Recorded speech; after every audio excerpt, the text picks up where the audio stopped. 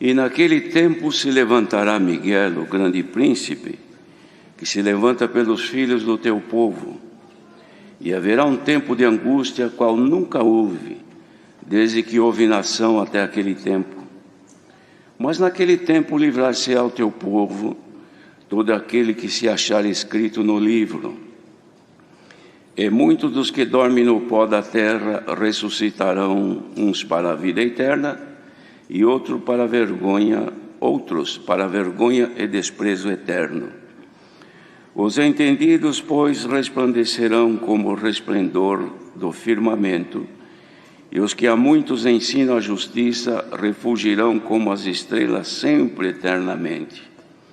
E tu, Daniel, fecha essas palavras e sela este livro até o tempo do fim. Muitos correrão de uma parte para outra, e a ciência se multiplicará. E eu, Daniel, olhei, e eis que estavam outros dois, um desta banda à beira do rio, e outro da outra banda à beira do rio. E ele disse ao homem vestido de linho que estava sobre as águas do rio: que tempo haverá até o fim das maravilhas? E eu vi o homem vestido de linho que estava sobre as águas do rio, quando levantou a sua mão direita e a sua mão esquerda ao céu, e jurou por aquele que vive eternamente, que depois de um tempo, de tempos e metade de um tempo, e quando tiverem acabado de destruir o poder do povo santo, todas estas coisas serão cumpridas. Eu, pois, ouvi, mas não entendi. Por isso eu disse: Senhor meu, qual será o fim destas coisas? E ele disse: vai, Daniel, porque estas palavras estão fechadas e seladas até o tempo do fim. Muitos serão purificados, embranquecidos e provados, mas os ímpios procederão impiamente, e nenhum dos ímpios entenderá, mas os sábios entenderão.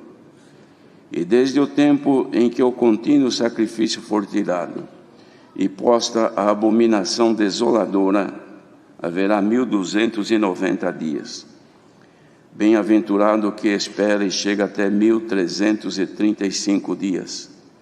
Tu, porém, vai até o fim, porque repousarás e estarás na tua sorte no fim dos dias.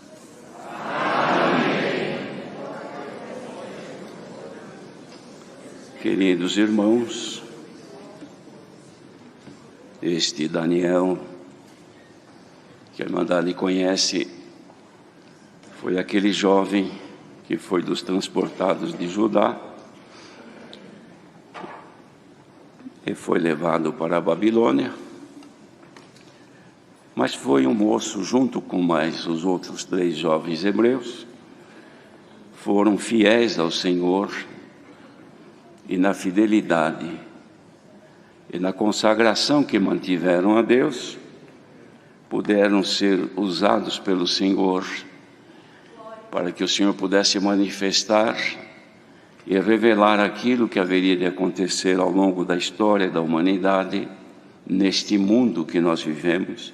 Daniel foi escolhido, então, para que a ele o Senhor se revelasse da maneira como os irmãos podem ler todos os capítulos deste livro, que tratam sempre do futuro da humanidade, do que haveria de acontecer ao longo dos séculos, é que naturalmente ele, participando disto, ficasse escrito para que nos dias futuros pudesse ser então lembrados e considerados que nada aconteceria por um lapso ou por um simples problema, mas sim porque Deus havia já planejado fazer neste mundo. E aqui então o Senhor dava a graça dele terminar este livro com esta profecia, irmãos, que ela se consagra também nas revelações do apóstolo João, quando esteve encarcerado na ilha de Patmos, e também com as profecias do Senhor Jesus, que quando estava finalizando a sua obra, ou a sua missão, junto aos discípulos, não escondeu os acontecimentos que haveriam de surgir para o povo, para aqueles que vivessem nesse tempo, que iria começar logo depois, irmãos, não muito depois daquele tempo, começaria então os juízos do Senhor, agora nas profecias de Jesus, sobre o povo ali de Jerusalém. Mas também isso haveria de se estender a todo o mundo, para cumprimento da palavra de Deus. Agora os irmãos, olhando, observando a leitura deste capítulo, puderam perceber que a recomendação que Deus dava a Daniel era para que o povo, os escolhidos do Senhor, os entendidos, pudessem se livrar dos males vindouros que haveriam de surgir no mundo, sendo protegidos pelo Senhor. Então, iniciava assim dizendo que naquele tempo ia se levantar Miguel, o grande príncipe, que se levantaria pelos filhos do povo a quem pertencia este Daniel, os judeus, mas que haveria um tempo de angústia como nunca haveria ou havia acontecido, mas que surgiria então este tempo. E que neste sofrimento haveria então de ser livre o povo de Deus, mas livre aqueles cujos nomes se encontrassem inscritos no livro que está guardado com nosso Deus, que somente o Senhor Jesus abriu. E neste livro, irmãos, contidos nomes daqueles que haveriam de ser salvos, naturalmente estes haveriam de ser livres daquilo que está planejado para ocorrer neste lugar ou neste mundo onde vivemos. Então dizia, falando já da vinda do Senhor Jesus, muitos que dormem no pó da terra ressuscitarão, isto quando Jesus voltar para a vida eterna, e outros vão ressuscitar também na segunda ressurreição, para vergonha e desprezo eterno, ou seja, para receber a condenação das obras que tiveram. Mas anunciava então, irmãos, que os entendidos, pois, resplandecerão como o resplendor do firmamento. Esta é a promessa que havia sido feita para aqueles que alcançassem graça. Primeiro, de ser achado escrito o seu nome no livro da vida. Porque aos que dantes conheceu, disse Paulo, escrevendo aos Romanos, a este predestinou. E aos que predestinou, a estes chamou. E aos que chamou, a estes justificou. E aos que justificou, a estes glorificou, para serem conformes à imagem do Senhor Jesus. Então esta multidão, irmãos, de predestinados, de chamados, e dos chamados também eleitos, e dos eleitos justificados, porque nem todos alcançam a justificação, ainda que predestinados, ainda que chamados, mas tem a fase da justificação, que é a fase que estamos passando hoje. E a justificação, então, é aquela que vai condicionando a pessoa a pertencer a este chamamento e a esta escolha de Deus. Então o Senhor Jesus mesmo diz que depois fará, ou faria, como de fato vai fazer, a escolha, porque entrarão com ele os escolhidos, não só os chamados, mas os chamados, justificados e escolhidos, aperfeiçoados em Jesus Cristo. Então esses são os entendidos que vão resplandecer.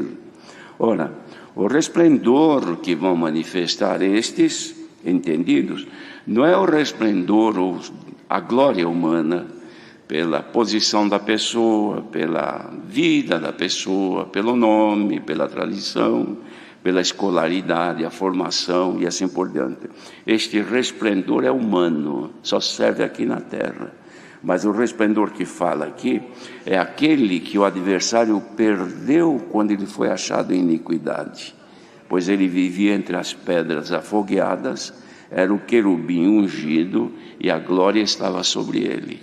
mas foi achado iniquidade, ele foi destituído do seu lugar e lançado aqui neste mundo. Perdeu este resplendor, perdeu esta luz. E Jesus Cristo veio, ele é a luz do mundo, e colocou então em nós o resplendor da sua luz. Glória ao nome do Senhor. Nenhum de nós tem luz própria. A luz que se manifesta em nós é o reflexo da luz de Cristo, que está voltado para nós. É como um farol, um farolete que nós tivemos na mão numa noite escura. A direção que ele estiver voltando incide o brilho da sua luz. Então aquele ponto da incisão do brilho da luz daquele farolete é luz, é claro, não há trevas.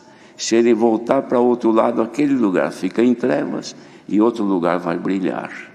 Ele hoje está voltado para nós. A luz de Cristo está incidindo sobre nós, como o sol do meio-dia, está brilhando sobre nós. A graça do Filho de Deus se derramou em seus lábios e se estendeu a nós. Ele foi ungido com o óleo da alegria, mais do que os seus companheiros que estão aqui nesta manhã, que também somos ungidos com o óleo da alegria. Assim como foi a Cristo, também veio a nós.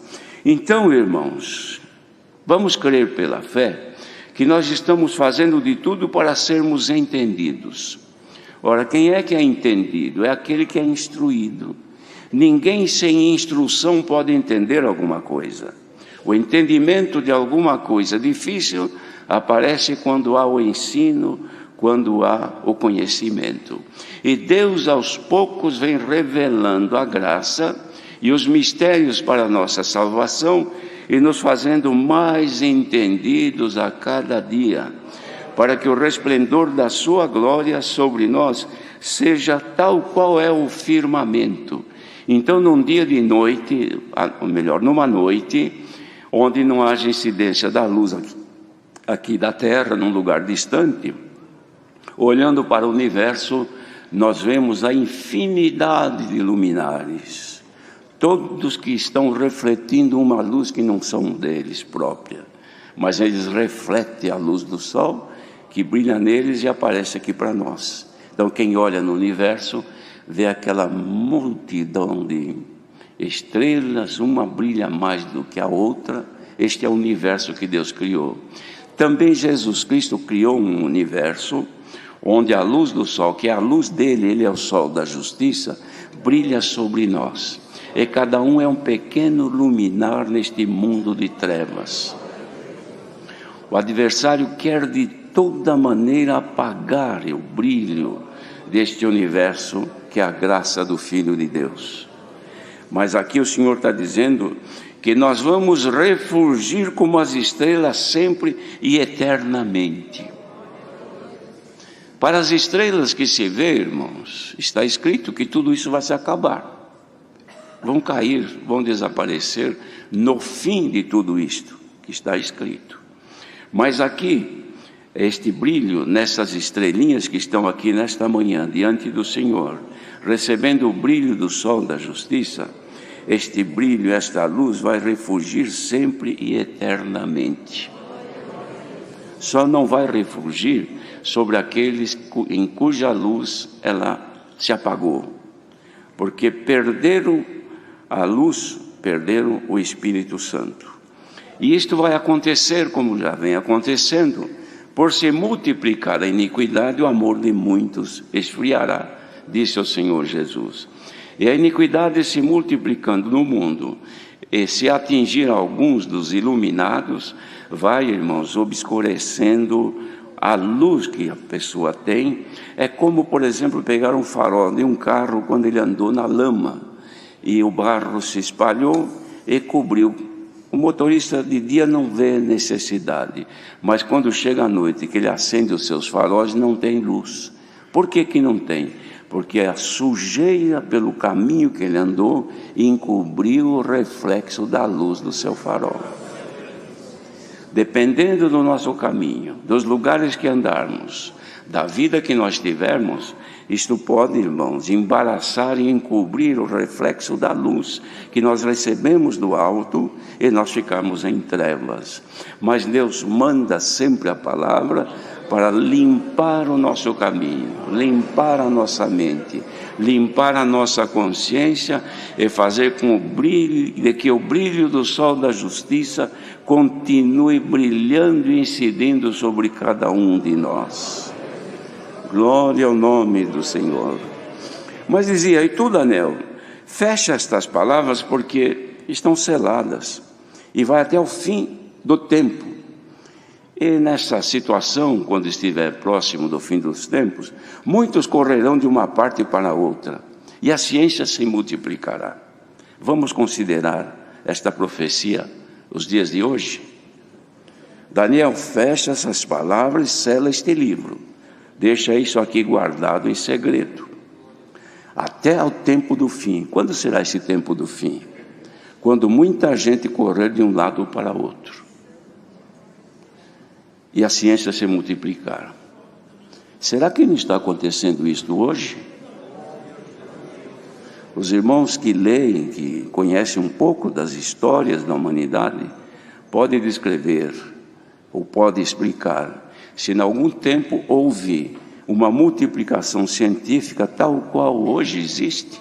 Nunca houve na história da humanidade tanta ciência como tem hoje, tanta profundidade que não se soma.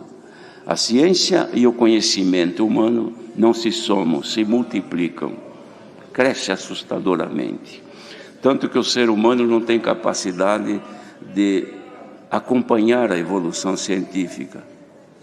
Coisas que se fazem hoje, irmãos, pelo conhecimento e a multiplicação da ciência que nós não podemos nem sequer admitir que já existem no mundo. Estão sendo cada dia aparecendo coisas que jamais nós podemos entender, coisas virtuais, situações virtuais que a pessoa não precisa estar presente corporalmente para que tudo aquilo ocorra. A pessoa à distância participa. Por quê? Porque a ciência se multiplicou. Se fala com qualquer parte do mundo, imediatamente, irmãos, sem fio, sem nada, apenas pelo conhecimento científico e chegar no que chegou. A ciência médica chegou num ponto de conhecimento tão grande que os próprios médicos têm dificuldade de acompanhar. E assim por diante. O mundo ficou pequeno, já buscam outros mundos, porque aqui já não comporta mais. É a evolução da multiplicação da ciência. Corre-se de um lado para outro. Vamos no aeroporto ver a aflição das pessoas, correndo de um lado para outro, de uma nação para outra, aviões superlotados que vão para tudo quanto é lugar no mundo.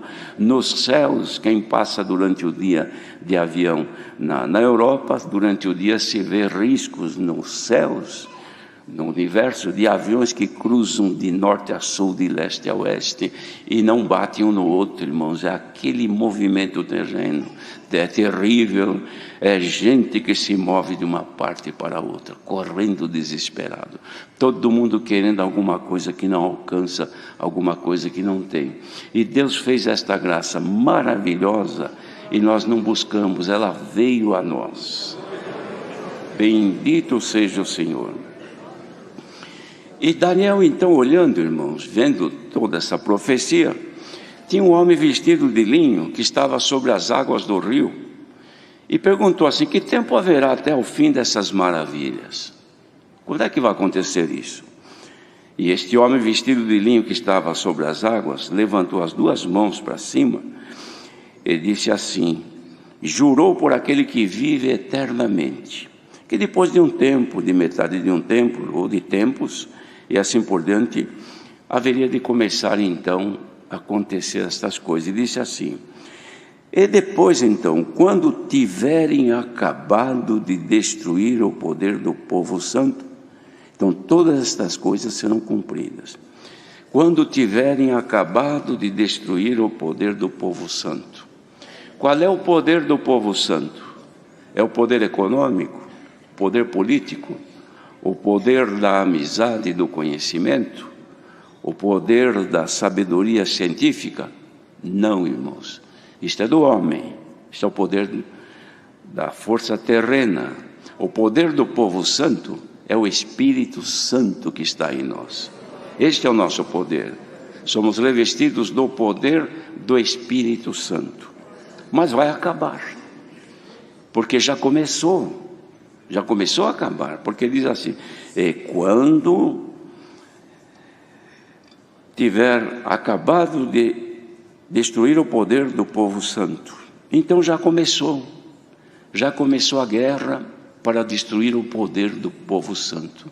Qual é essa guerra? Começa primeiro com a multiplicação da iniquidade, esfriando o amor. O amor vem pelo Espírito de Deus que em nós habita. Então, multiplicando-se a iniquidade no mundo e atingindo os filhos de Deus, também este poder vai diminuindo, até que acabe. E a intenção do adversário é de que esse espírito seja acabado no mundo. Quanto mais no mundo não houver mais a graça, foi tirada a graça. O poder do povo santo acabou e o contínuo sacrifício também foi tirado. Então virá este sofrimento. Isso já começou em Jerusalém, quando Jesus, nos dias últimos da sua vida, irmãos, ele fez uma dura crítica sobre os dirigentes do povo, porque não aceitavam o Filho de Deus enviado para a salvação, lá em Jerusalém. E ele fez uma lamentação: Jerusalém, Jerusalém, que matas os profetas e apedrejas os que te são enviados. Quantas vezes eu quis ajuntar-te, como a galinha ajunta os seus pintos debaixo das asas, e não quiseste. Mas eis que eu serei tirado de entre vós, e virá o dia em que vocês vão lamentar e clamar e dizer: bendito aquele que vem em nome do Senhor. Esta profecia cumpriu, irmãos, nos anos 70 da era cristã. Isto aconteceu em Jerusalém, foi destruída, foi um estrago, uma mortandade, o povo se espalhou. Os fiéis, irmãos, muitos foram mortos, outros se espalharam para todas as nações antigas, e a graça continuou. Mas começou ali, irmãos, a guerra declarada e as batalhas acontecendo a cada tempo. Ao longo de toda essa história, destes séculos, milhares e milhares de cristãos foram mortos. Foram iluminadas cidades na Europa, em alguns lugares, com o fogo aceso em cristãos que não negaram o Senhor Jesus, atados num poste, untados com óleo, um fogo aceso embaixo do poste, e o fogo assou, cozinhou, queimou, e eles iluminavam a cidade, dando ali as suas vidas pelo Evangelho. Mas o poder do povo santo não havia acabado, porque o Espírito de Deus continua a obra de salvação espalhada por todo o mundo. E veio, irmãos, espalhou por todas as nações antigas e chegou até a nós, que hoje estamos vivendo então isso aqui, o começo do fim do tempo, que corre muita gente de um lado para o outro e a ciência se multiplica. Este é o tempo que estamos vivendo. E o que disse o Senhor Jesus? Olhai por vós mesmos. E nós estamos aqui hoje, oremos para que o Senhor nos guarde e que jamais o Espírito de Deus se aparte de nós. Que a comunhão do Espírito de Deus não termine. Comunhão é ligação. Os irmãos estão vendo essas luzes acesas? Estão todas em comunhão. Alguém acionou um disjuntor, ligou e a energia entrou e passou por todos os lugares, chegaram aqui nas lâmpadas, elas estão acesas porque tem energia chegando. Nós estamos brilhando agora porque tem o poder do povo santo ainda em nós. Vamos sentir nesta manhã que este poder está em nós. O poder do Espírito de Deus em nós nos faz amar a Deus, nos faz nos amarmos mutuamente, cordialmente, com a caridade fraternal, nos faz chorar para nós sermos salvos, nos faz lamentar porque não queremos errar e falhamos porque estamos com este corpo carnal, nos faz chorar aos pés do Senhor porque queremos ser revestidos de graça e da luz e das virtudes de Deus. Bendito seja o Senhor. Isso não pode acabar. O poder do povo santo está no coração do músico que veio de longe, trouxe o seu instrumento e aqui tocou em comunhão, louvando a Deus, da irmã organista que sentou no órgão fazendo meia hora, enquanto ela dedilhava, fazendo meia hora, quem estava em comunhão estava sentindo que o poder do povo santo ainda está no seu coração. Este mesmo poder agora se manifesta naquele que prega e se manifesta naqueles que ouvem. Quem está sentindo agora que este poder está em ti, guarda-te para que a iniquidade não te tome. Aproveita os tempos da manifestação de Deus, porque ainda estamos vivendo dispensação. Enquanto o pecado se multiplica e a maldade entra pelas nações, proíbe de cantar, proíbe de falar no nome do Senhor, projeto para tirar as Bíblias do povo. Glória ao nome do Senhor. Nas escolas ensinando o inverso, o contrário do que a palavra de Deus ensina às crianças, levando para um futuro de destruição moral, familiar. Bendito seja Deus, onde daqui a algum tempo não haverá família, não haverá mais moral, não haverá mais respeito mútuo, homens e mulheres misturados no pecado, na imundícia, na transgressão, e o Espírito de Deus se afastando, mas enquanto há presença de Deus, enquanto há virtude, receba agora o poder do Espírito de Deus. Enquanto houver isso que estamos ouvindo agora, em que nos santos cultos o Espírito de Deus se manifesta, e quem tem comunhão com Ele, quem está ligado, quem é aquele que o disjuntor ligou e chegou nele energia, não se cala, geme, chora porque quer agradar a Deus. Receba agora a recompensa de Deus, a alegria de ser crente. Não cantaste agora? Sou crente em Jesus, meu Senhor. Ó irmandade crente em Jesus, santo é o Senhor. É verdade, irmãos, que a palavra está se cumprindo, que as coisas estão caminhando para toda perversidade, mas ainda há um punhado de trigo sobre o cume dos montes, na terra, separado de Deus. Ó punhado de trigo. Cante louvores ao Senhor, porque a força de Deus ainda está conosco. Bendito seja o Senhor. Veja, irmãos, no hino de silêncio, todos sentadinhos, quietinhos, em comunhão, os músicos oferecendo o melhor que conseguiram fazer. Será que a Irmandade não sentiu a comunhão? Será que a energia vinda dos céus não te fez tremer? Tanto é que quando a orquestra parou de tocar, se ouviu na igreja: glória, glória, glória a Deus. Olha, queridos, lá no reino dos céus, os anjos cantam perante Deus: santo, santo, santo.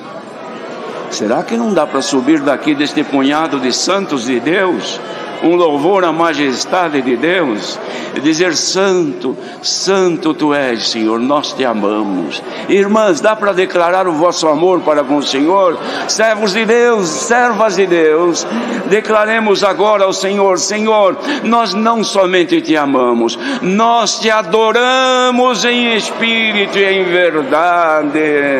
E nesta comunhão, irmãos, seja manifesta nesta manhã força e a glória de Deus na nossa vida.